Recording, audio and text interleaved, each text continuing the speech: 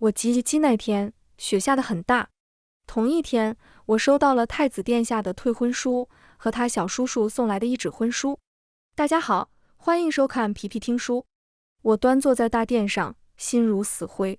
就在刚刚，谢范跪于文武百官面前，言之凿凿，说已有心上人，要同我退婚。我爹当时面色铁青，皇帝面显不悦，天子赐婚，岂容这般违抗？剑拔弩张之时，只一人摇扇漫不经心笑道：“臣弟道看盛家小姐清丽非凡，越看越是欢喜。”殿上所有人目光齐齐集中向他。我茫然抬头，正撞上谢昭一双多情桃花眼，带笑望我。谢昭，封号宁，当今圣上唯一的胞弟，也是本朝唯一亲王，和皇上感情深厚，行事向来随心所欲。他容貌生得极好，明艳而张扬，一身红袍坐于大殿之上，分明数九寒冬，他却灼灼如火。皇帝见他张口，面色先是一缓，又斥道：“这时候还胡闹什么呢？”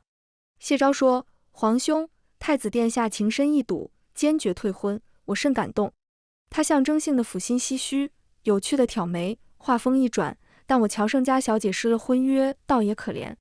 恰巧我府上还缺个正妃，何不将她许配于我，成全两桩美事？”皇帝怒道：“婚姻大事，岂容儿戏？”谢昭掰指算道：“盛小姐取字为宁，而我封号为宁，我看我俩甚有缘，不容错过。皇兄，成全我罢。”他眼睛一眯，笑意深达眼底，格外顽劣。我傻眼了。再看看周围人群，大家似乎都傻眼了，只有谢昭一人放肆地注视着我，漫不经心的模样，像是在讨一件惹人喜欢的玩具。说起来也是件奇事，清晨入宫前我还是准太子妃，傍晚回府后就成了准亲王妃。皇帝一开始也觉得荒唐，但权衡一番后，竟然发现这是最好的解决办法。首先，太子当堂退婚，这是大辱。我爹虽然谈不上多喜欢我，但受此折辱，必然大怒，只能安抚。退婚后如何安置我的婚事，更是一桩麻烦账。且不论有没有人敢接太子留下的烂摊子，我作为丞相府的嫡女，嫁到谁家皇帝，心底都不安心。谢昭这一出面，我仍然是嫁入皇家，甚至地位颇高。奇迹般的，皇帝同意了，当即下诏为谢昭和我赐婚，择日成婚。我下跪领旨，承蒙圣恩，很是茫然。皇帝全程没给太子一个好脸色，罚他回去闭门思过。谢昭施然离去，路过谢范时，和善搭的一敲他的头，这儿眼光不行。我实在忍不住，扑哧一笑。又想到太子以后要唤我一声小叔母，我突然有点微妙的得意。我是丞相府嫡女，我爹娘亦是奉旨成亲，一向琴瑟和鸣，相敬如宾。但他身体不好，生了我后大伤元气，过了几年再无所出，逐渐遭了冷落。不久后，我爹就利落地抬了个小妾进门。薛氏肚子很争气，来年就添了一双儿女。丞相喜笑颜开，娇宠万分。如此对比，越显得我和我娘院内冷清凄凉。从那过后，小妾行事越发骄横，很是觊觎我娘的正妻之位，可恨我爹纵容，颇有灭妻扶妾之意。我们娘俩根本讨不到好。随着我慢慢长大，娘亲步入风烛残年。娘亲说我性子温和，唯恐她去后我受欺负，竟为我求来了一道谕旨。天子金口玉言，许我为未来太子妃。有了这个身份，纵使我相当不受宠，也能在丞相府过得很好。我在娘亲的病榻前下跪领了旨。娘亲在临走前握住我的手，留给我最后一句话。她声音虚弱，语气却清淡平静：“宁儿，男人有情却无心，情之一字只是虚妄，能依靠的只有你自己。”而我娘走后不过一个时辰，薛氏已在门口，看着我哭红的眼睛，笑得娇媚而得意。哎呀，不枉我费心熬的那几副药。我霎时浑身冰凉。他看着我理智濒临破碎的神色，更加开心的咯咯笑起来。我不喜欢他活那么久。我几乎是一分一分将我脸上的表情收回去。我看了他的脸很久，最终温和的一笑。我说：“劳您费心了。”那年深冬格外寒冷，我披麻戴孝，立在漠漠风雪中，想着我能依靠的只有自己了。来年开春，丞相府最小的，也是最娇惯的幼子盛夏，不慎踩空滚入水池。正是春寒料峭，薄冰都还没化，池子又深，救上来时娇嫩的幼童已经几近没了声息。我出门探望，懒懒靠在焦急万分的薛氏耳边，轻声笑道：“哎呀，不枉我费心弄坏的台阶。”他猝然抬眸，惊怒交加。我漫不经心道：“我不喜欢他活到盛夏。盛夏自那次意外发了高烧，缠绵病榻，果真没活到盛夏。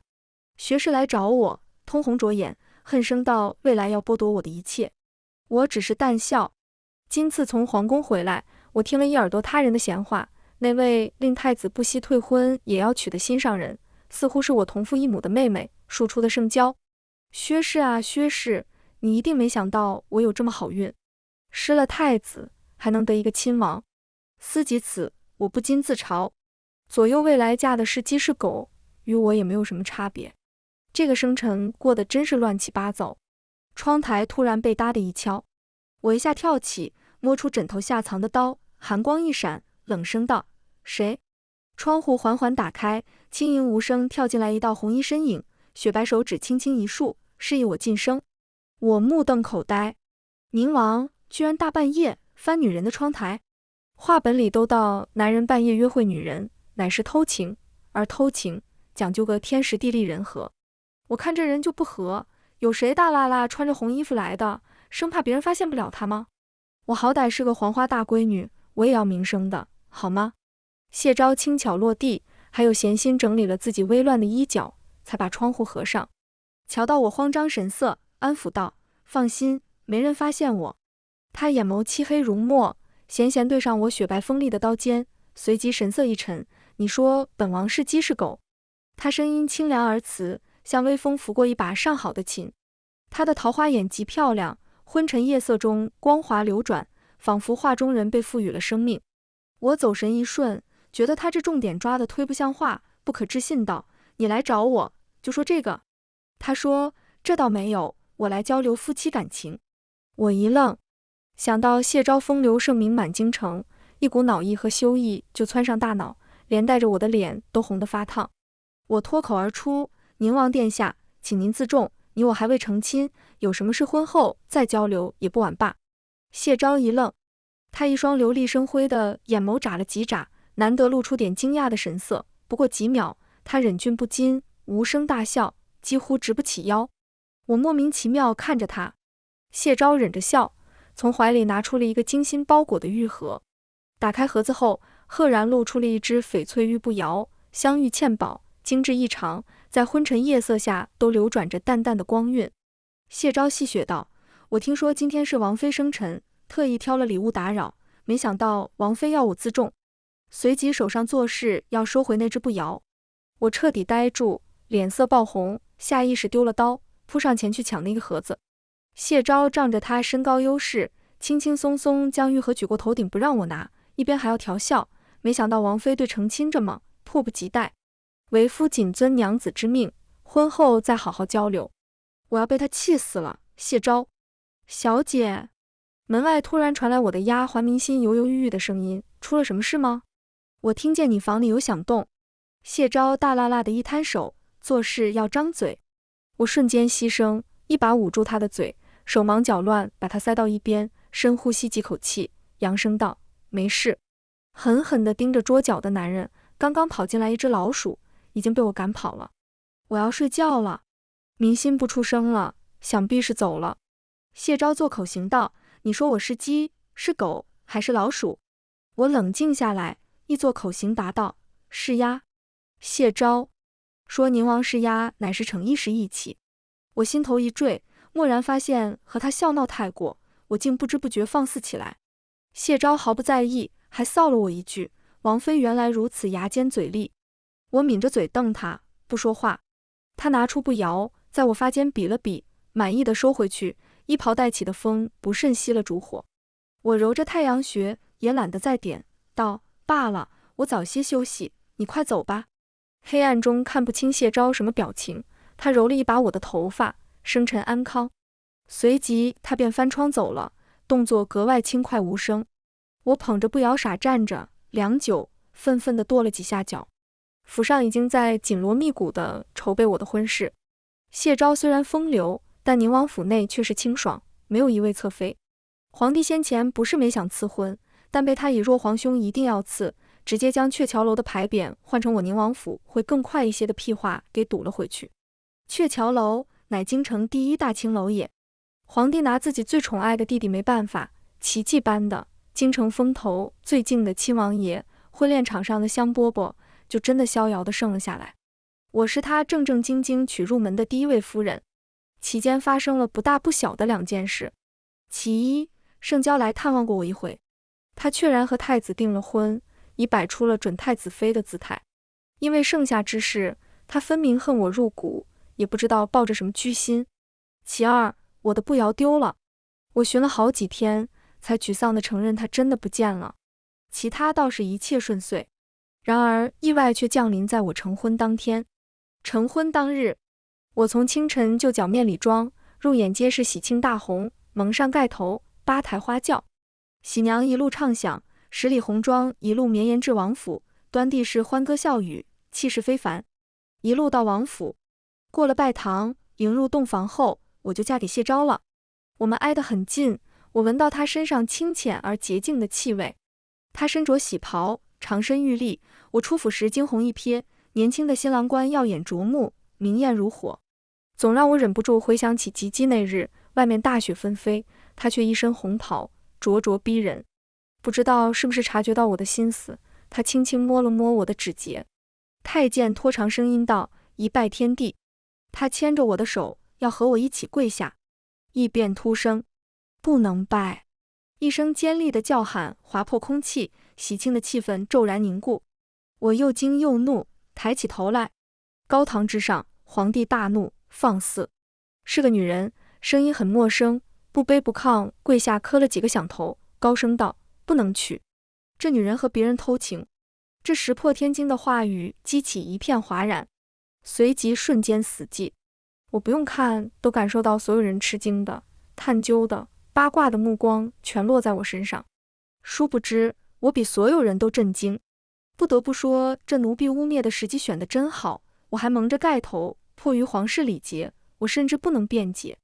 左右我无法动作，我静心思考半晌，叹息：这奴婢真是犯了失心疯，当众叫破这种丑事，不论真假，令皇室丢脸，你还活得下去吗？气氛分外凝重。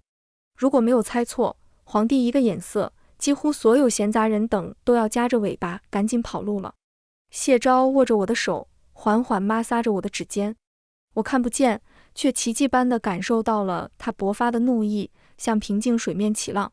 谢昭扶着我一起缓缓起身，平静道：“你可知污蔑王妃该当何罪？”女人顿了一秒，声音多了几分紧张：“皇帝明鉴，给10000个胆子奴婢都不敢撒谎。”她的声音回荡在宏大的殿内。奴婢乃丞相府的管事嬷嬷李英，亲王妃与外男犹然铁证如山。小人在12月初9那日，亲眼所见有男人翻窗进入圣宁房内，过了一夜。我茫然，那天不是我生日吗？他说的男人，难道是谢昭？何来一夜？又一道细弱的声音颤颤巍巍道：“奴婢也可以作证。”我如遭雷劈，竟是明心。那么不瑶的遗失也有了解释。他说，奴婢那日路过小姐房门口，里面的确有男人的声响，紧接着就早早熄灯了。明心，你好会说话。奴婢还有物证。李英不知道拿出了什么东西呈上，滴滴一阵我听不清的絮语。过了良久，我听见了皇帝一声冷哼，我混沌的大脑霎时一片雪亮。他拿出的一定是谢昭送我的步摇。府中任何赏赐财宝、购置首饰都有登记，管事嬷嬷只要一查，就能知道这只步摇是凭空出现。他的遗失，我只当是不小心，不想是被有心人利用。主使者的目的就是给我泼上这个脏水，因为那日我还是个未出阁的少女。有男人翻窗找我一事板上钉钉，狠辣在于，不管我见的是谁，我都无法证明我的清白。纵然我与谢昭有婚约，但在礼节森严的天朝，女子夜间私会男人，就是个要被戳脊梁骨的死罪。我又是嫁入皇家，一点过失都不能有。我冷汗唰地流下。一片混乱之际，一声娇滴滴的惊呼无缝衔接的插入，姐姐怎么如此糊涂？这一声无疑替我坐实了我的罪过。圣娇，你好手段！皇帝盛怒，圣宁。我既然不动，松开了谢昭的手。解释没有用，因为那日谢昭确然进了我的房。我正要下跪，谢昭猛然握紧我的手，生生将我提了起来，却轻轻将我挡在了他身后。他声音像进了冰，你为何不信我会护你？我的手被他攥得发痛，透过红锦缎的布料，我茫然抬头看向谢昭的方向。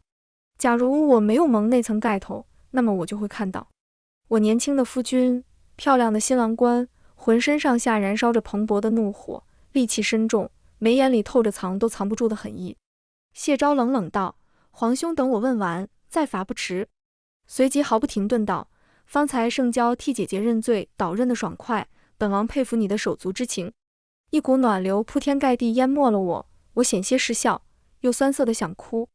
我垂眸透过厚厚盖头的些微空隙，看她漂亮的手指异常坚定地牵紧了我。我想圣娇的脸色一定精彩万分。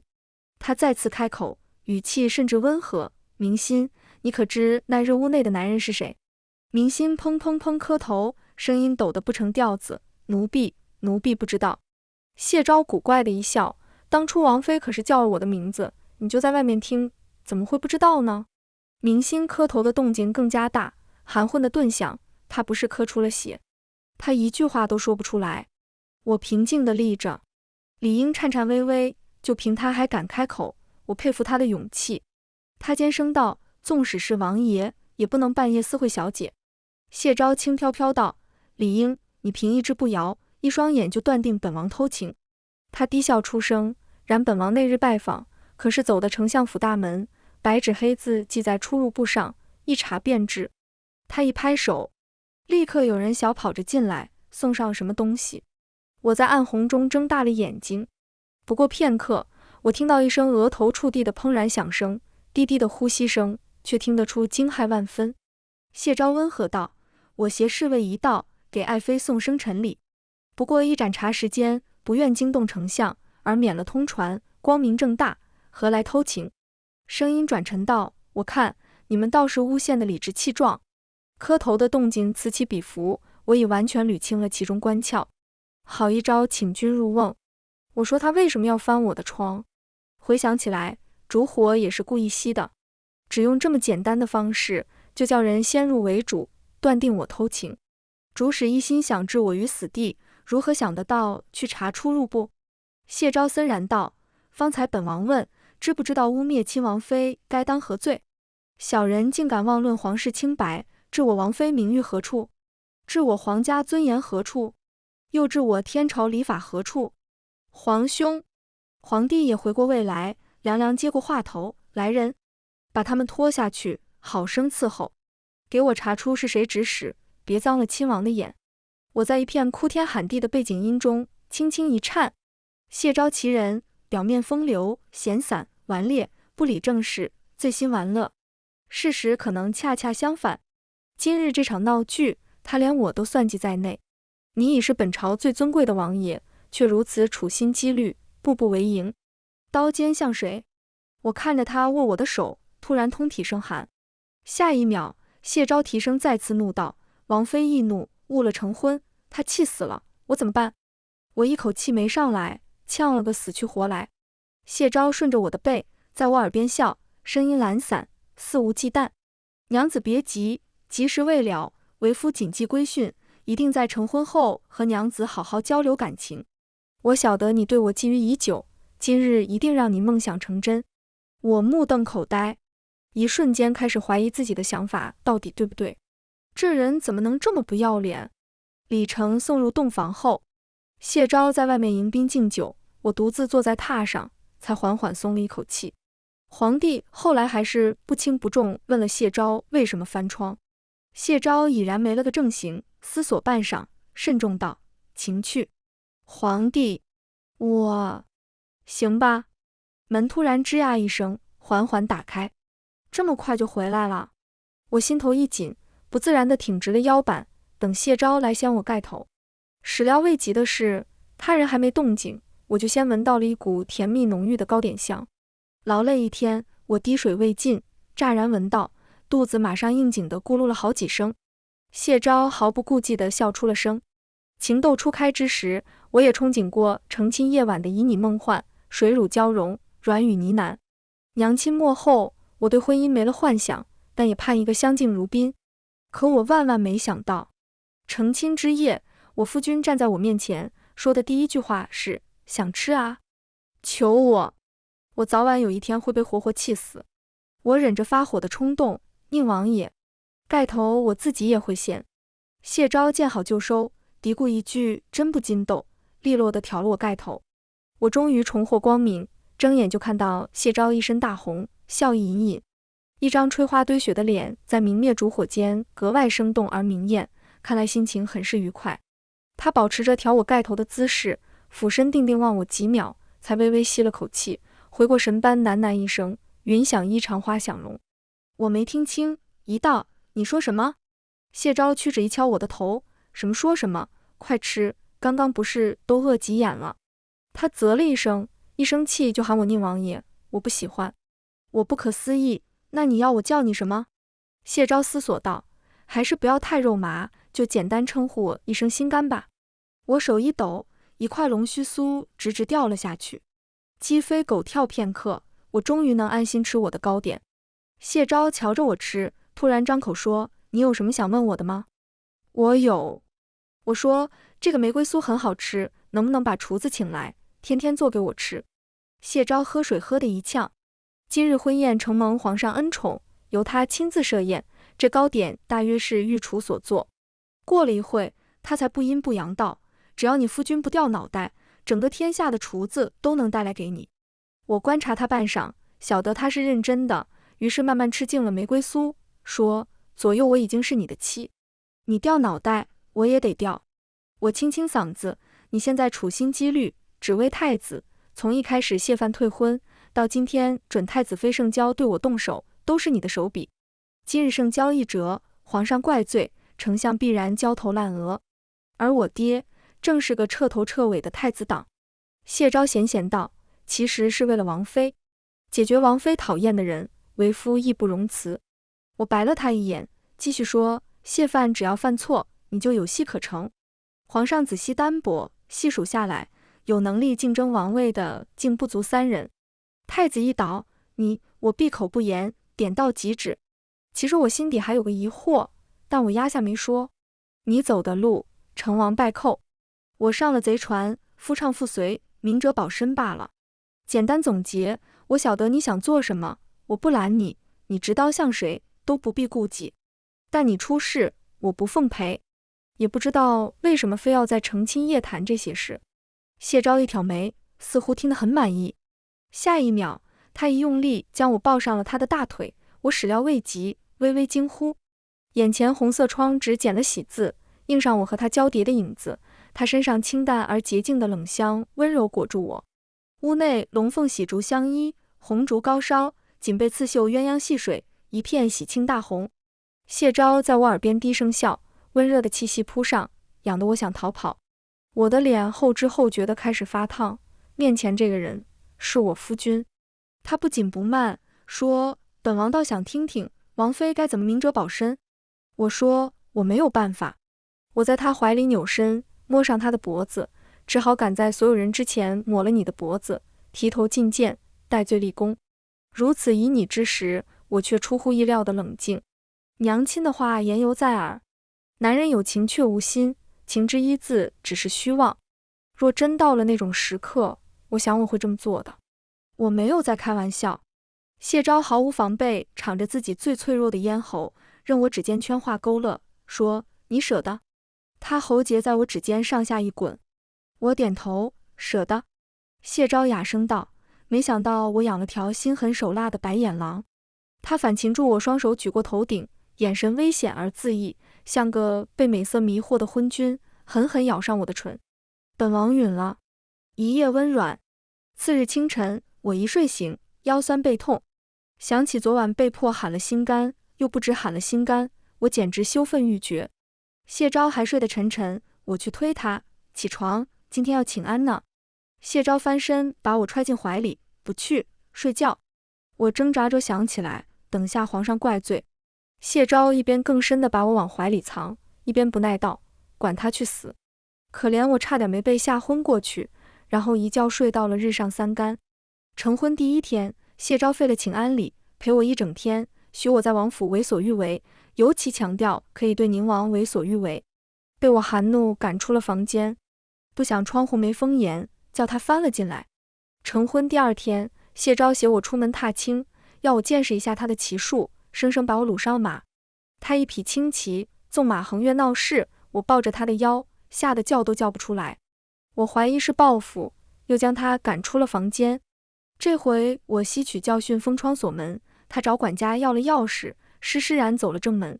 成婚第三天，谢昭带我去赶集，我从未见过那么热闹的景色，买了一马车东西。谢昭喊了我一晚上败家子，我收拾东西住去了客房。他死皮赖脸跟上，咬我耳朵说原来娘子喜欢这样的闺房之趣。我从小作为嫡女，以最严格的规矩教养长大，标准的大门不出，二门不迈。京城中却常说宁王一生放荡不羁，向来不把任何礼节放在眼里。我本不信，因为婚礼仪式流程极其繁琐，也没见他有半分不耐。但我又不得不信，因为我刚过门半个月，他就已经带我在外玩了半月，岂不是显得我也很放荡？我又不得不承认，他的出现打碎了我一潭死水般的生活。平静水面荡起涟漪，我方知世界之广大，万事之美好，以及谢昭之欠揍，我好像才真正的活了一次。谢昭也并非表面上那么闲散，至少他的暗卫神出鬼没，让他时时掌握着京城动向。他从不避我。今日暗卫找到我们时，我们正泛舟湖上。谢昭和我已出门几日，收拾简单行囊一路南下，原因是他心血来潮，想吃苏杭的醉虾、醉蟹。一叶扁舟成了我们二人，他盖一本书在脸上，枕着我的腿睡觉，泼墨长发流水般散开，看上去格外少年气。暗卫看着我，有点犹豫。谢昭醒了，淡声道：说。暗卫果真带来了一个石破天惊的消息。我们不在的时候，京城已是风云变色。一纸诉状越过层层机关，递到皇帝眼前，皇帝方知赈济南方水灾百姓的公款竟从未到达。紧接着拔出萝卜带出泥，丞相贪污1万两黄金一案东窗事发。贪污案牵连了一大批官员，甚至还有太子参与其中的痕迹。皇帝向来称赞丞相清正廉洁，如今狠狠打脸，震怒异常，当即将丞相及牵连官员下入天牢，择日抄家问斩。太子被彻底禁足，东宫之位岌岌可危。我脑袋嗡的一声，懵了。此举雷霆之势，出手狠辣，我想不出还能是谁的手笔。谢昭掀开盖在脸上的书，眼神异常清醒。他说：叫人向陛下通传一声，王妃心系百姓，我已携王妃一同前往姑苏赈灾。暗卫低头应是，瞬间消失了。我低头，柔和阳光打下来，他的脸一半隐没在了阴影里。谢昭安静地看着我，琥珀色的眼里倒映着我的影子。我瑟然道：一切都在你掌握之中。那纸诉状若无人授意，怎会如此顺利被皇帝看到？就连我们的出行，他也是醉翁之意不在酒，早早料定为赈灾而去。我说：你能不能提前告诉我一声呢？纵使不受宠爱，生活不顺，我也蒙丞相庇护长大。眼看他起高楼，眼看他宴宾客，眼看他楼塌了，我难免兔死狐悲。这不重要，重要的是我看到了雪白锋利的刀尖，铮然出鞘，猝不及防，甚至让我忍不住担心是否操之过急。因为丞相一事爆发，谢昭再无法回头。我难以避免地想到一种恐怖的可能性，脑子里霎时一片空白。我说：你什么都不告诉我，那以后是不是你要掉脑袋了？我都不知道。我的声音抑制不住地颤抖。谢昭低低道：不会的。他似乎想开玩笑，不是说好了让你砍下我的脑袋吗？我看不清他的神情，只觉得一种浓郁的悲伤汹涌而出，笼罩在我们之间，时刻预备倾盆而下。一滴眼泪从我眼眶中滚了出来，砸在谢昭脸上，静若无声，却在我们之间下了一场大雨。夺权之路，遍地枯骨。今日枕于我膝上的少年郎，明日就可能与我朝夕间死别。我从未如此清晰地意识到人的存在是如此虚无。最可怕的是，我意识到我竟又开始害怕失去，就像那年雪夜，我失去我的娘亲。那你呢？我什么时候会失去你？良久，谢昭轻轻的，像忍着某种情绪般唤我的名字，阿宁。我一定不再瞒你任何事。你别害怕。我没有哭，只是觉得很累。我闭上了眼睛，靠在我夫君的身边，鼻尖充盈着那股我熟悉的、温暖的、清淡的冷香，我感到安全。昏昏欲睡，意识模糊之时，我听到谢昭梦呓一般低语：阿宁，我既怕你爱我，又怕你真的爱我。我在心底默念，我也是。下一秒，我沉沉睡去。说到底，那纸诉状不过是个导火索，真正让我跌定罪的，还是他积年累月在皇帝眼皮子底下做的种种烟杂事。谢昭做的不过是掀开了他罪行的冰山一角，我无话可说，也不怪他。几月后，我们赈灾归来，皇帝重重褒奖。以宰相为首的一大批官员落马不是小事，皇帝本就焦头烂额。此时，平日里溜街走马的谢昭却主动帮他排忧解难，这一对比自然感动。更何况赈灾一事，谢昭还处理得颇为漂亮。此时官场正是多事之秋，谢昭顺理成章受了皇上的委托，帮忙代班处理政务。说是代班，但谢昭亲王之尊，其实就是手握实权。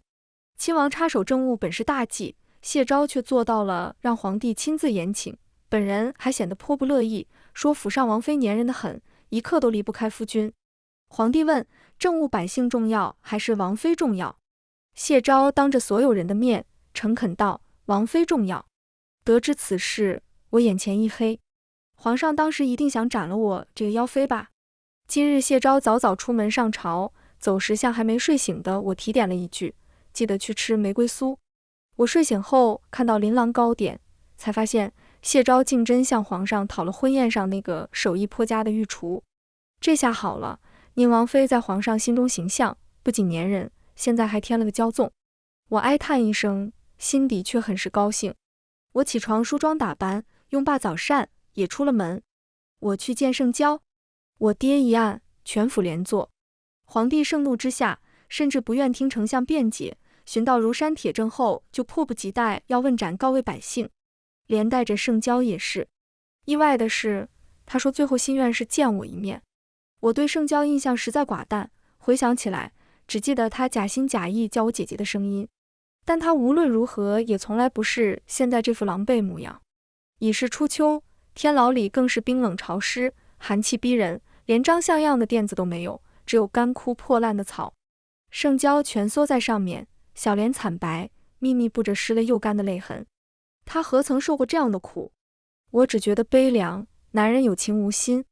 为他抗旨退婚的是太子，如今不闻不问也是太子。女子命运本如浮萍，谁说我又不是呢？我平退了狱卒，盛娇猛然抬头，铁牢内外唯我们二人。我说，你想跟我说什么？他没有答话，摇摇晃晃地站起来，目光几乎是饥渴地将我从脚描摹到头，随即凝在了我特意簪的翡翠玉步摇上。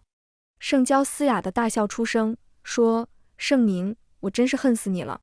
我说，你抢我婚事，污我名誉，我们彼此。盛娇笑得几乎掉泪，咆哮道，你盛宁何尝不是杀我幼弟，赴我家府，你看我现在如何？你如何？我蹲下身，隔着铁栏掐住了他的脸。我说，妹妹，你搞清楚，你娘先害死我娘，我才蓄意报复。你上次构陷于我，若不是谢昭，我早被乱棍打死。至于你的家，你的府，关我屁事。我一甩手，他跌坐在地，哭哭笑笑，低低呢喃，你盛宁姿色一般，木讷寡淡，冷情冷心，只因嫡女身份就得到太子婚约，后来竟然还有宁王求娶，过得这样幸福。而我一介庶女，如履薄冰，曲意逢迎，步步惊心，好不容易上位，却遭此祸事，谢范弃我如敝履，唯恐避之不及。盛宁，你凭什么？你凭什么？他声音很低，每个字都咬着从骨髓里漫出来的恨。盛宁，你运气好，真好。没有这些运气，你什么都不是。我平静道，有总比没有好。我听他说我冷情冷心，只觉得受用。我起身，垂眸看他，如果你只为了找我说这些，那我要走了。他歪头瞧我，恍然大悟状，嘴角勾起一个诡异的弧，差点忘了正事呢。我莫名心头一跳。盛娇甜蜜道，盛宁，我不怕死，我死了，你们马上也要来陪我了。他眼睛亮得惊人，脸上浮起了不自然的潮红，仿佛已经在提前品尝复仇的快感。我唰地起身，扭头就走。他随便我走，低低的声音在狭小的空间里几乎荡出回声。哎呀，你一定不知道吧，你的尊贵亲王，如意郎君。他拖长了声音，可是个该死的短命鬼。我缓慢回头，看着他流光溢彩的双眸，说什么？盛娇无意中听到了太子和丞相的谈话。丞相在官场摸爬滚打多年，感觉敏锐，提醒谢范小心宁王。谢范却高笑出声，醉醺醺道，不可能，明年生辰前宁王必薨，丞相不必忧心。我急走几步，蹲在了牢门口。盛娇凑过来，我挨得极近，若不是那道铁门相隔，我们的脸一定会碰在一起。他附在我耳边，饱含恶意的低语道，你晓得他中毒了吗？你晓得他要死了吗？你晓得毒是谁下的吗？他哎呀一声，诡异的兴奋了起来。我要是告诉皇上，告诉所有人，宁王一死，他们会不会怀疑你？不会的，他绝对不会怀疑我。横亘在我心头已久的疑惑终于解开，血淋淋的真相几乎扑在我眼前。我霎时间冷得发僵，站立不已。盛娇，你太天真了。盛娇浑然不觉，格外开心地笑起来，看到你们感情这样好，我真高兴。我盯着他得意而愚蠢的脸蛋，从未如此冷静。他离我太近了。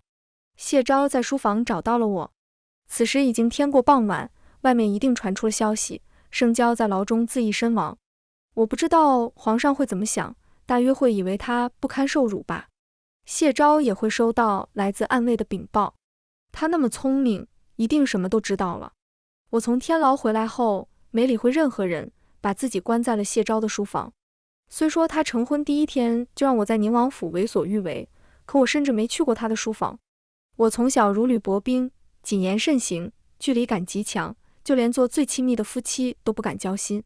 于是我明知道谢昭的昭昭野心，明知道他对我的拳拳之意，我也闭目塞听，不肯主动，不肯讨他欢心，甚至不肯了解他的过往，仿佛不听到就是没有，不承认就会安全。娘临死前那句男人有情无心，成了刻在我灵魂上的警钟。如今非要将刀刺进心口，我才醒悟，我是来验证我的猜想的。我翻遍了整个书房，在一个极其隐蔽的暗格里，找到了一张薄薄纸片，上面细细密密的小字誊写了一种毒，12声，无色无味，每年生辰发作一次，疼痛难忍，12次后必死无疑。毒饮是至亲一滴血。何为至亲？亲生父母、同胞兄弟，血管里不流着同样的血液都不叫至亲。此时距离当年皇上登基正好是第12年，如此，我长久以来的疑惑都有了解释。谢昭贵为亲王，有什么必要去苦心孤诣的夺权？皇上又是为何对亲王毫无忌惮，反而宠爱到纵容的程度？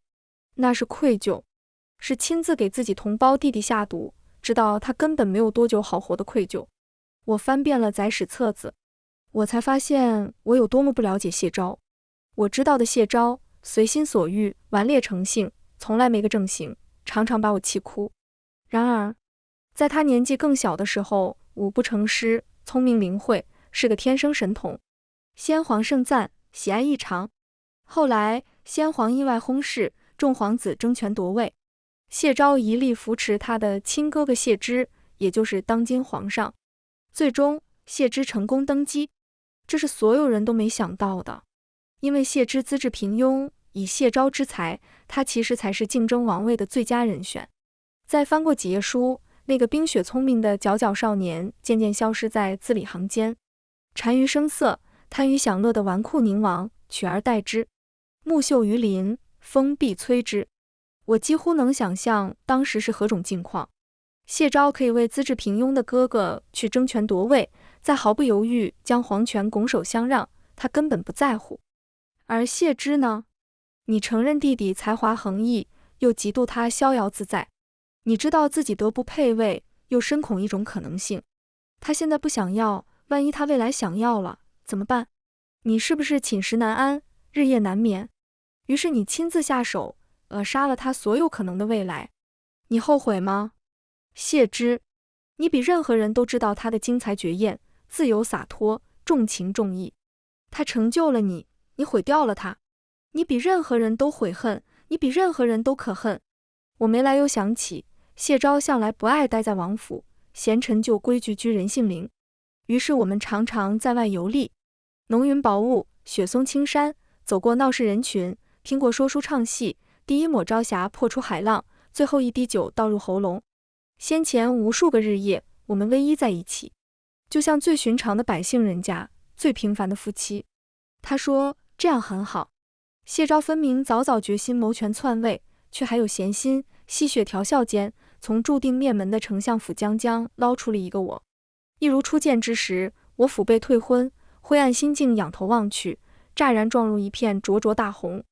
彼时他不过一脸顽劣笑意，我一滴泪终于沉沉坠落，沾湿一大片书页。谢昭，你说再不瞒我任何事，可这些你绝口不提。我伸手去碰书上的字，仿佛能抓住他年少的影。我用力将自己蜷起来，蜷成小小的一团。娘亲，你说情之一字只是虚妄，可为什么痛得那么真实？我睡在美人榻上，毛毯盖得严严实实。谢昭回府后，花了好一番功夫才找到了我。他连毯子一起捞我起来，左右想想，自己躺上了美人榻，把我揣在了胸前。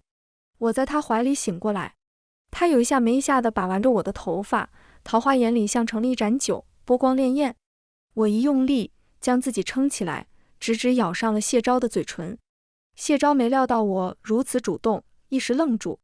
我顺势而上，跪起身，一手按着他的肩头，一手抬起他的下巴，居高临下，深吻。不过1秒，他就纵容地让出了所有主导权，仰头任我予取予求，直到我力竭倒回他身上。我还没说话，他就先一步执起我的手，问：疼吗？我霎时间红了眼睛，就是这双手活活掐死了盛娇。天牢里，盛娇一时得意，说他要将宁王中毒将死的消息告诉所有人。他无心之言，却入我有心之耳。宁王中毒一事是皇室机密，不容任何人知道，尤其不容谢昭本人知道，因为只有谢昭一无所知的时候，谢之才会放心大胆地补偿、纵容溺爱自己命不久矣的亲弟弟。一旦有零星消息传入皇上耳朵里，谢之第一时间想到的一定是谢昭是不是也得到消息了，谢昭是不是知道了自己即将英年早逝，甚至知道了是自己亲哥哥下的毒。那谢昭就完了，皇上的愧疚和悔意会瞬间变质，取而代之的是猜忌、惊惧、恐怖和难堪的愤怒。自诩光风霁月的人无法接受自己的丑陋鄙薄，他一定会亲自灭口，连带着我也要倒霉。我电光石火间想通了所有关窍，眼前一无所知的盛娇笑意盈盈，天真的可怜可爱，殊不知他已不容于世，而他为了欣赏我的崩溃，靠得实在太近了。我只犹豫了一瞬，便骤然出手，死死掐紧了他脆嫩的咽喉。只有死人才不会说话。谢昭揉着我的手，慢慢说：盛娇企图越狱，慌不择路掉下高墙，撞到石头，摔碎脑袋而死。我睁大了眼睛，他没有笑意地勾了勾嘴角，将我的手放到唇边，轻轻一吻。他惹得我的王妃这么不高兴，于是他轻描淡写就为我毁尸灭迹。然而谢昭下一句话让我狠狠一怔，他一定还说了什么话，为了离间你我。我垂眸看着我的夫君，他太敏锐了。盛娇的确说了，他说：你以为你是谁，能让亲王如此高看？他娶你是因为你的心头血是他活命的解药，你在他身边就像一头猪待在屠夫的身边。谢昭察觉到我的愣怔，手带了力道，抚过我的背，好像要把我的心绪顺过来。他轻轻笑，可惜他不知道，我的夫人其实谁都不相信。我瞬间浑身僵硬。他抱我在怀，冷香似有若无，温柔裹着我。我们的姿势明明那么亲密，听到他的话，我却连指尖都发凉。然而下一秒他就察觉，温暖手掌无声握紧我，仔细揉搓。他说：“这不急，先来聊聊圣娇的事。”我收到消息时，恰好在宫中，听说谢范发了好大的火，要求彻查到底。我皱眉，谢范发什么火？他又不爱圣娇，如此就只能是圣娇于他有大用。灵光一闪，我啊的惊呼出声。谢昭偏头瞧我，说：“王妃除非万不得已，绝不会如此急迫动手，还肯让我帮忙善后。除非他怀有关于我的要命的秘密，那就只能是我身上的毒了。”听他这样轻描淡写的提起，我喉咙一梗。他浑不在意地将我揽入怀中，继续说：“我猜圣娇大约是无意中得知这件事，于是谢范决定将计就计，混了很多假消息给他，想让他在合适时机散播流言。大约是什么我觊觎王位，我娶你是有所图谋之类的话。”我还没说话，他就正色道：“虽然我知道娘子肯定不会听信谗言，但是我还是要说，我谢昭对后土皇天、列祖列宗发誓，我除你之外再无图谋。”我哭笑不得，推了他一把，接过话头。然而太子没想到，丞相之案爆发，圣娇入狱，他被软禁。本来这没什么，无非手脚不太方便，但是他没想到圣娇要见我，想用这些事羞辱我。谢昭含笑道：“他没想到我的王妃会这么心狠手辣。”我摇头，心狠手辣的是你。我说：“丞相案爆发的时机太巧了，而且皇上的态度也有疑点，堂堂丞相，为何连听他申辩都不肯？”我说：“皇上更像是鸟尽弓藏。”谢昭凝神看着我，一时间安静的可怕。半晌，他一下一下鼓起了掌。他不无自豪，不愧是我的小姑娘。想知道为什么吗？谢昭漫不经心道：“因为当年下毒一事是皇帝和丞相一起谋划的。”那就对了，贪污案爆发，丞相府必然要彻查。丞相向来是风头最劲的太子党，太子骄纵自大，近来更是嚣张，简直把觊觎王位写在脸上。但皇上正值中年，远远不到退位时刻，膝下又只有谢范一人，勉强算可塑之才，这就需要狠狠敲打一番。另外，丞相府是我的娘家，谢昭如此宠我，说不准要替我出头。万一谢昭查出当年的蛛丝马迹，皇上又该如何收场？这场大案，谢知简直是生怕谢昭要插手，索性一次料理干净。谁成想，正是谢昭递的这把刀。于是封嘴的封嘴，蒙冤的蒙冤，清洗的清洗。措手不及的被困东宫，运筹帷幄的置身事外，施施然泛舟而来。谢范最恨的大概是，圣娇本是一招绝妙的暗棋，只稍动动手脚，就能让谢昭翻车。万万没想到，却栽在了我手上。终于捋清事情始末，回首望去，只觉得惊心动魄。但凡一招棋错，都会全盘皆没。娘子，我心头一个咯噔，晓得他终于要来料理我了。我企图爬起身，又被他摁回去，鼻尖对着鼻尖，好不尴尬。谢昭凉凉道：“成婚时我就问过你，为何不信我会护你？我等了多久，才等来你寥寥的信任，还是为了帮我们善后。我偶尔也会想你多依靠我一点。”我挤出一个干巴巴的笑，明哲保身而已。谢昭沉默一会，突兀道：“我找不到解药。”我说：“什么？什么？”谢昭语气平平，陈述事实。自从知道被下毒后，我寻遍天下名医，皆言无药可解。然而这几年，我在皇宫听到一个秘密消息：一毒一药，相依而生。当年皇帝态度犹疑，丞相怕他反悔，偷偷藏起了解药，于是丞相必死。但我翻遍丞相府，解药却无迹可寻。我咽了一口口水，怒意勃发。这些事你却从未跟我说过。谢昭，你又瞒我。还没等我发难，谢昭就摇了几摇我的衣袖，撒娇似的说：“娘子莫气，莫气。”我一口气堵着，上不去也下不来，只好狠狠剜了他一眼。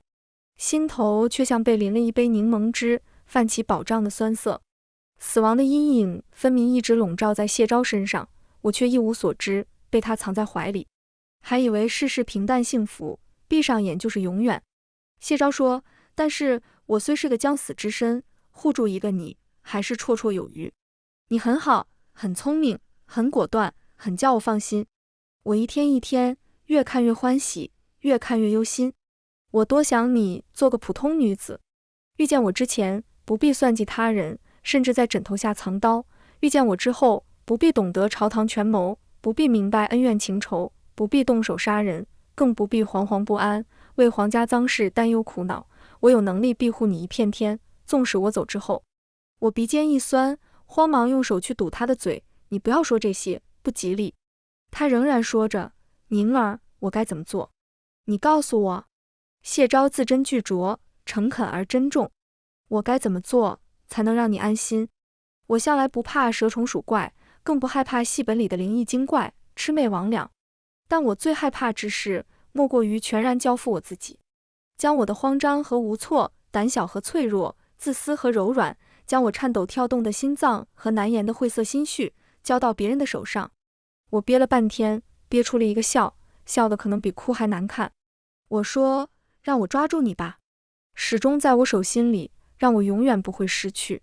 我高兴就跟你好，我不高兴就弄死你。我自己说出口都觉得好笑，匆忙抹抹眼角，说戏言罢了，你可别相信。谢昭却认真地盯着我的眼睛，他说好。那夜过后，谢昭一如既往地跟我逗乐嬉笑，我还是会被他气得头疼。圣交一事只能算个小水花，转瞬即逝。他的死只是丞相府倾覆的一个开端，漫长的刑讯流程走过，终究都押上了刑场。我没有去看，我细细打扮，堕髻坠簪，步摇流苏，脖颈间坠了一枚雕刻精巧的玉佛，独自去了娘亲的墓地，久久跪拜。我需要确定一件事，如果如我所想，那么破局的钥匙就在我手上。我从脖颈间摸出了一枚小小的玉坠。谢昭说丞相府里找不到解药，这句话让我很在意。倘若真是丞相偷了解药，要不就是彻底销毁，要不就是小心收藏。销毁的可能性很小，因为我爹也狡兔三窟，他不会不留后路。那如果是遗失了呢？娘亲临死前要我靠近他，他在我耳边轻轻告诉我，男人不可靠，凡事只能靠自己。借着身形的遮掩，他手上偷偷塞给我一枚吊坠，然后溘然尝试。小小的玉佛坠子，雕刻虽精巧，水头成色却很糟糕。我摸不透娘亲的用意，只把吊坠贴身携带，没有任何人知道，连我自己都差点忘了。如今想来，却很是蹊跷。娘亲病情已久，托付首饰何必等到生命的最后一刻？她要我学会自谋出路，她自己会不会也有所筹谋？我站在阿娘的墓前，手里握着那枚小小的坠子。呼呼狂风吹来，墓边荒草摇摇。我凝神静听，似乎能听见百里之外刑场上相府盛世彻底消亡的哀哀悲声。浩瀚盛大的富贵荣华，最终不过化为云烟。娘亲，娘亲，保佑我！合着满目荒色和眼前淡淡血色，我用力一掷，玉佛应声碎裂。又过几月安稳日子，皇上新添了一个小儿子。这个孩子甫一出生，天降异象，钦天监夜观星象，说他生来不凡，身怀大才，乃是天降紫微星。皇帝大喜，宫中进来一片其乐融融，只有东宫不太容。谢范结束了软禁，但谁都看得出来，皇帝对他态度渐趋冷淡，甚至开始有传闻到皇上动了利诱的心思。传闻是真是假不知道，我只知道是谢昭故意放的消息，显然很有效。谢范看起来快气死了。过了我的生辰，再过一个新年，就到谢昭的生辰了。皇上近来询问谢昭身体情况的次数明显增多，赏赐更是数不胜数，恨不得把宫中珍宝都搬来宁王府，甚至还寻了机会封赏了我一番。谢昭从容受了，我评价气氛都烘托到这份上了，谢昭再不死好像都有点尴尬。谢昭听说，当即就抱了被子，决定分房睡。我冷眼旁观，果然谢昭半夜又悄悄摸回来，像什么事都没发生过一样，问心无愧地把我闹了半死。转眼新年，第一束烟火怦然绽放，接二连三漫天艳艳流光，紧接着连成鞭炮炸起，此起彼伏，烈烈喜庆。我们举杯对酌，温软演播，共贺新年。谢昭含笑道：“唯愿年年有今朝。”我轻轻点头。时间快到了，满街喜庆中，有人快马加鞭，乘着风雪闯进宁王府，尖利悲声喝道：“皇上御赐了！”谢昭和我了然眼色交换，我笑道：“去吧，该收尾了。”新年之时，宁王连夜进宫，随即发生的事情像梦一样。皇上身受重伤，谢昭摄政，堂而皇之架空了太子，软禁东宫。不过月余，收不到外界一点消息的太子终于按捺不住，手持虎符率领大军逼宫篡位。年轻俊美的摄政王斜倚高座之上，身边王位空空，神情几乎称得上冷漠。轰然一阵令人战栗的砰响，太子回头一看，他的军队已然齐齐跪下。本该重伤欲死的皇上颤颤巍巍立在宫殿门口，目眦欲裂，殿内肃杀欲死。不过半晌，谢范仰天长啸，他嘶声道：“谢昭，你好手段！”谢昭下来，一言不发，亲手扶着皇帝坐上王座。谢范站得笔直，眼睛发红，一字一顿：“是你让别人教唆我，骗我父皇时日无多，你骗我一诏一下，父皇要废我立幼，你叫我为自己搏一搏，是你从头到尾都在给我下套。”谢范声泪俱下，指着谢昭怒吼道：“父皇，都是他，都是他！你睁开眼睛看一看，到底是谁狼子野心？”皇帝连一句话都不想说，挥了挥手，立刻有人将太子按倒在地。谢昭偏着头，眼神疑惑而怜悯，侧脸向极了皇上。他说：“侄儿，你在说什么呢？”不知道如何刺激到了谢范，他突然剧烈挣扎起来，披头散发，破釜沉舟道：“父皇，他在你身边就是为了复仇，他早就知道是你下。”谢昭一个手刀干脆利落劈昏了谢范，冷声道：“压下去！”胡闹！皇上蓦然起身怒喝，到底是身上还有伤，急火攻心之下，他竟有些支撑不住，摇晃几下，喘着气坐了回去。谢昭平退所有太监侍卫，叫他们传太医来。偌大宫殿里只剩这兄弟二人。谢昭看着谢之发白的脸，一言不发。皇上还有什么好不明白的？他涩然道：“你都知道了。”谢昭垂头站着，慢慢走到了谢之的身边。皇上缓了半天气，却仿佛被勾起了无限心绪，说：“都说皇家薄情，谢范如此，朕也如此。如今我身受重伤，谢范逼宫篡位，我膝下没有成器的东西，连你都生辰将尽。谢昭，这是报应吗？”谢昭慢慢露出了冰冷的笑意。谁都心知肚明，如果不是发生了这些事，皇上御赐，太子逼宫，皇权示威，以帝王的薄情，谢之一辈子都不会悔恨至此。谢昭俯下身，在谢之耳边，自他登基后第一次直呼了自己哥哥的姓名。谢之，这皇宫从来都是求我的枷锁，是我逃不脱的樊笼。你是我的亲哥哥，我一向敬你，尊你，我甚至以为你称帝后，我就能多几分自由，却没想到。他语气戏谑而轻快，这个王位我从来都不想要，以前是，现在也是。谢之的脸越来越白。谢昭继续说：“我生辰不过10几日之后，我要走了。”他恶意道：“我连死都不想死在这里。”明明谢之还在强盛中年，此时却像蓦然衰老了10岁。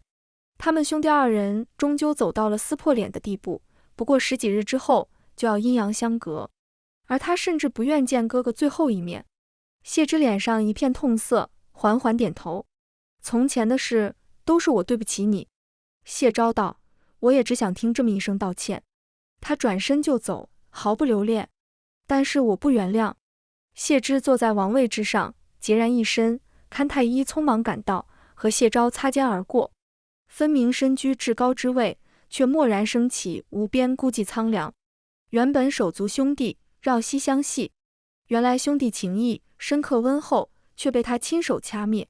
回忆中言笑晏晏的和睦美景，终究湮灭在默默时光里。谢昭走到宫门口，突然回头，谢之一顿，眼中光芒一闪。谢昭手拢在嘴边，摇摇喊道：“对了，我还要带走我王妃的。”谢之，谢昭还不放心，吼：“他没了，我怎么活得下去啊？你行行好。”谢之，他气的话都不会说了，半天憋出一个字：走，走走走。谢昭得了准话，似乎笑了一声。宫门缓缓合上，他背影笔直。我咬着手上的糖葫芦，听不下去了，含糊道：“说什么梦话？我离了你怎么都能活。”然后呢？谢昭刮了一下我的鼻子，无奈道：“然后宁王府突起大火，宁王和王妃葬身火海，皇上将他们风光大葬，一切闹剧收场，终究唱了一出好戏。”说回那日，我摔碎了玉佛，碎片里果然找到了要紧的东西，药方。难怪水头那么糟糕，我的手上终于攥紧了足以谋一个平稳未来的筹码。我太害怕了。娘亲死的那夜，一口薄棺入土，在我心头凿出一口漏风的洞，寒风凛冽，呼呼吹过我心口。女子和男子地位太过悬殊，女人一旦失去宠爱，就从此囚于后宅，碌碌终生；而男人若想要背叛，实在易如反掌。看惯后宅争斗，看惯见异思迁，我始终无法习惯。我不要被抛弃，被控制，被死去。我不要将自己身家性命都系在一个男人身上。支离破碎的安全感和近乎扭曲的掌控欲塑造了我。成亲夜，我说要杀了谢昭，是为了明哲保身。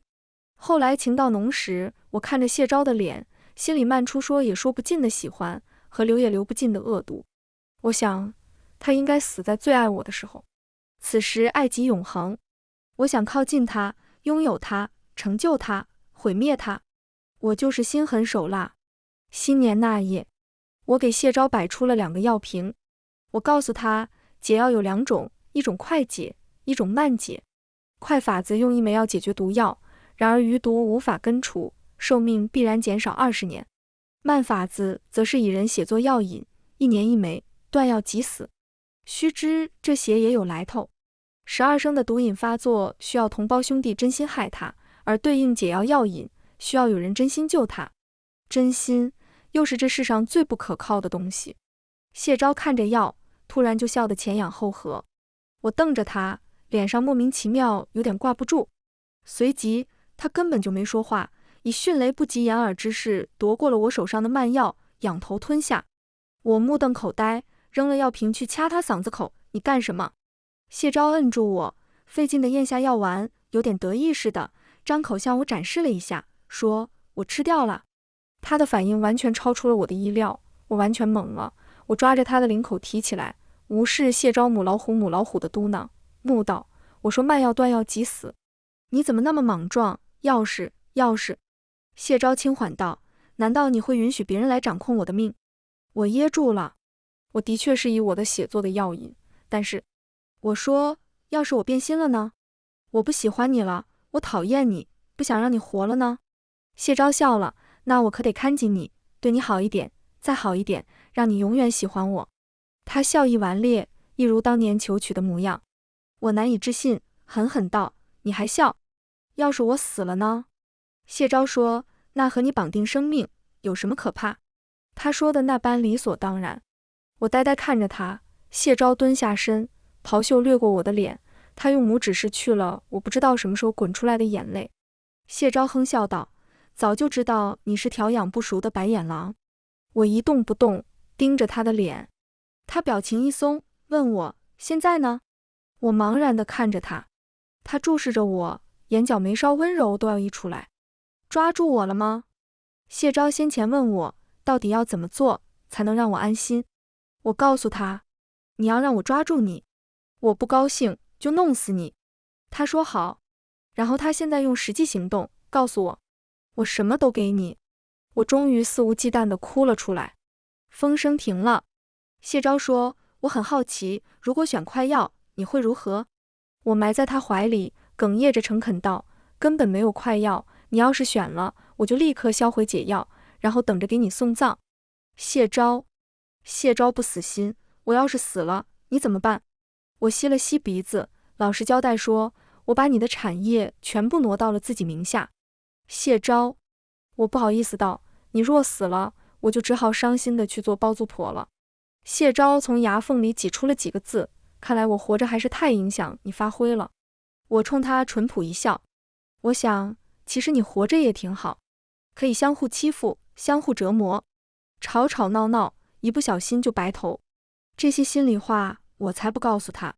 此时已是1个月之后，太子被贬为庶民，皇上养好伤口，宁王消失无踪。宁王不再是宁王，只是我的谢昭，我的夫君，而他顺顺利利过了一个好生辰，未来几十年都是好日子。我说，谢之会不会发现被骗了？谢昭撇嘴道，我对他很好了，我只是骗他伤得很重，其实哪有，养几天就好了。